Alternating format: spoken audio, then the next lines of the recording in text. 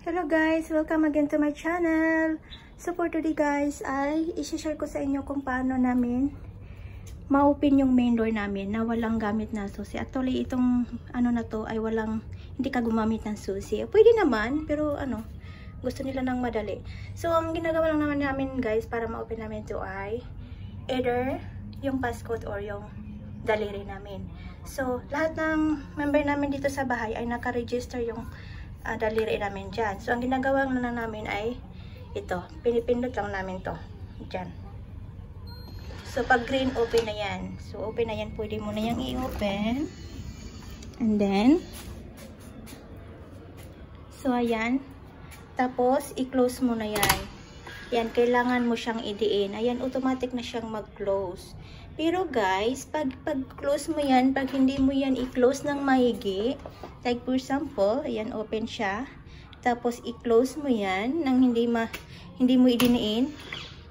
Ayan guys, nag-beep siya. So meaning hindi yan na close ng maigi. So kailangan mo talaga siyang idiin na pag-close. Ayan. So yung susi dyan guys, lagi lang yan naka-attach lang yan dyan. So, ayan. So, ganun lang guys. Ang ganda, diba guys? Ayan. Pero, syempre, mamahalin to na pinto. Sa labas, brown yung kulay niya. Tapos, sa loob, kasi ni-uniform ni sir sa kulay ng, ng wall nila. Kaya, puti itong sa loob. Maganda siya guys. Ayan, diba? Ayan. So, balik pala tayo dito guys. Dito pala. Ito pala siya ay doorbell. Ayan, doorbell to. Pindutin mo lang to. Kahit sino yung makapindot niyan. Siyempre, pag mayroong mga delivery or ganun-ganun. Tapos dito guys, saan namin yan ni-register? Ay, dito po siya ni-register namin. Tika lang, i-open muna natin. Ayan. Ayan, naka-register. Meron kasing settings dito guys. Ayan, nasaan na yun? Diyan guys, merong settings dyan. Ayan. Pero hindi ko alam kung paano yan. Ay, oo nga guys, merong 1, 2, 3. Ayan, depende sa daliri mo kung saang daliri mo dyan guys. I-register na daliri mo. Dyan mo guys.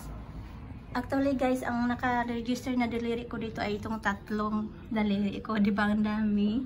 So, ayan yan guys. Ganun lang guys. Ang ganda niya. Hindi tayo maka-afford pag view mo na kaya sa namin, sa lugar namin.